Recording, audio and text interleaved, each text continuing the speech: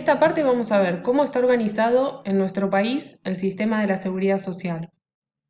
Vamos a abarcar primero cómo es el sistema de fuentes, para luego ver qué contingencias están cubiertas y de qué manera, es decir, cuáles son las prestaciones que el ordenamiento otorga.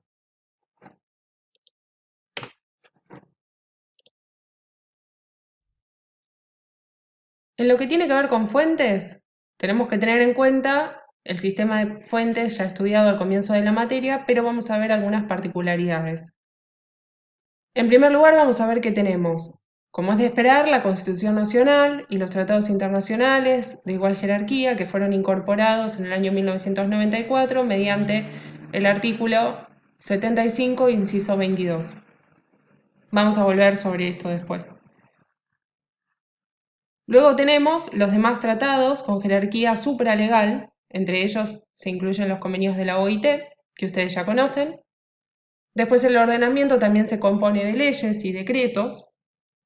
En esto quisiera agregarles que en lo que tiene que ver con los decretos, tenemos decretos tanto reglamentarios como decretos de necesidad de urgencia, y con respecto a estos últimos, tienen que tener en cuenta que está vedada la regulación en materia penal y tributaria, de lo que se sigue que no se puede regular por esta vía lo vinculado con aportes, contribuciones y otros tributos con destino al financiamiento de las prestaciones de la seguridad social. Después van a ver al final del cuadro que tenemos convenios de seguridad social, convenios de responsabilidad gremial, convenios colectivos y resoluciones de los entes gestores. Cuando hablamos de convenios de seguridad social, estamos haciendo referencia a acuerdos que celebran la nación y las provincias o la nación con otros estados y tienen por objeto establecer regímenes de reciprocidad entre los estados para agilizar la tramitación de los beneficios de los ciudadanos entre ambas partes contratantes. Nuestro país ha suscrito diversos convenios con potencias como Chile, España, Italia, Portugal y Grecia, y podemos destacar además que existe un acuerdo multilateral del Mercosur que está vigente desde el 1 de junio de 2005 y que se ocupa de los trabajadores que han prestado tareas en diversas regiones, es decir, en diversas naciones de la región. Después, los convenios de responsabilidad gremial.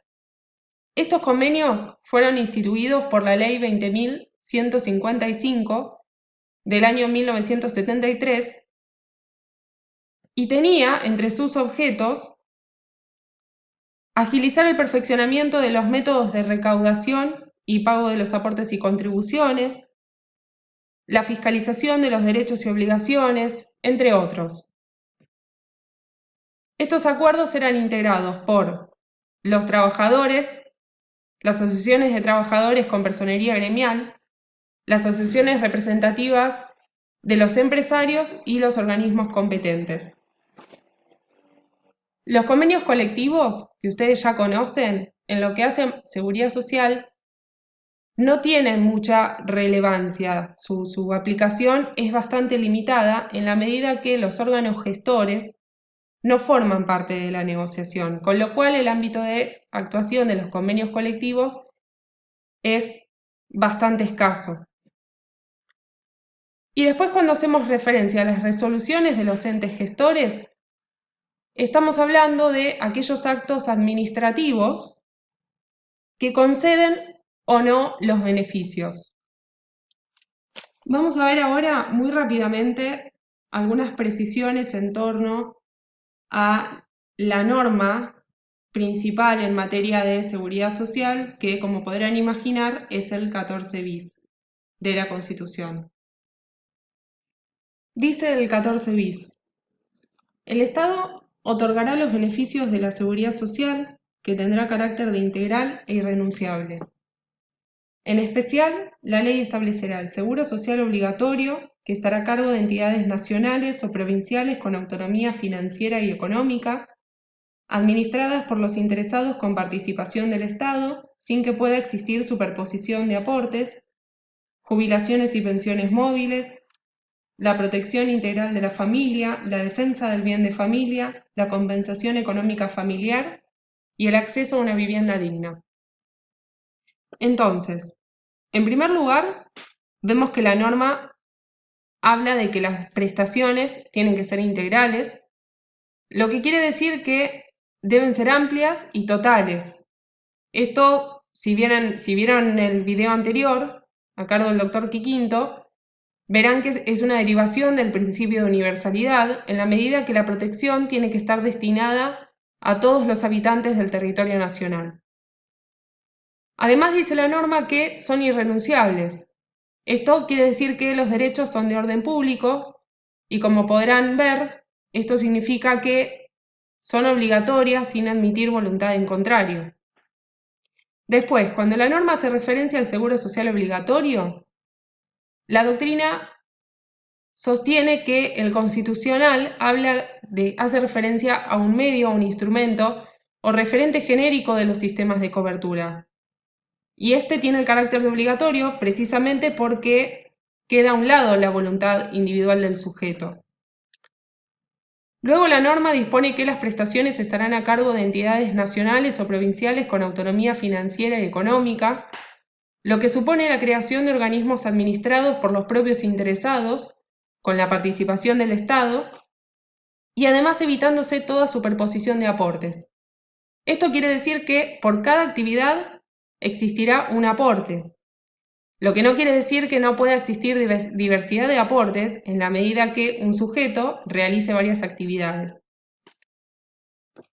Después dice el legislador, el constitucional, habla de jubilaciones y pensiones móviles. Acá vamos a hacer algunas precisiones. En primer lugar, ya luego veremos de qué hablamos cuando hablamos de jubilaciones y pensiones. Como muchos sabrán, al hacer referencia a jubilaciones hablamos de una prestación que se adquiere como sustitución del ingreso una vez que se cumplieron determinados requisitos y se pasa a formar parte de la población pasiva. Y cuando hablamos de pensiones hacemos referencia a aquellas prestaciones que reciben los causavientes de un jubilado o una persona en actividad, ya veremos según cumpliendo qué requisitos. Acá tenemos que enfatizar. En primer lugar, el derecho a la jubilación se adquiere al momento de serle concedido el beneficio. Ahí el derecho se convierte en un derecho adquirido. Y además tenemos que tener en cuenta que los requisitos se van a evaluar si se encuentran cumplidos o no al momento en que la persona está en condiciones de solicitarlo. Dicho esto, una vez que se concede el beneficio, se constituye en un derecho adquirido para su titular. Sin embargo, la Corte Suprema ha dicho en reiteradas oportunidades que el derecho a la jubilación no importa un derecho adquirido a una determinada cuantía en los saberes, sino que estos pueden ser modificados siempre y cuando existiera un motivo razonable y en función de intereses superiores, y siempre y cuando no importe una consecuencia confiscatoria. Al margen de eso, la Constitución habla de la movilidad de las jubilaciones y de las pensiones. Lo que importa es que el haber debe guardar proporcionalidad con las remuneraciones de los activos. Es decir, tiene que guardar relación con la remuneración que la persona percibiría si continuara en actividad. Esto implica también que tiene que haber una necesaria adaptación a la realidad económica, lo que se imaginarán que tiene una gran importancia en nuestro país, que se encuentra permanentemente en procesos inflacionarios. Por último, vemos que la norma hace referencia a la protección integral de la familia, a la defensa del bien de familia, al acceso a una vivienda digna y a una compensación económica familiar, todo lo cual veremos que son cláusulas programáticas que el legislador ha intentado abarcar a través de, principalmente, el universo de las asignaciones familiares, que lo vamos a ver en la última parte de esta exposición.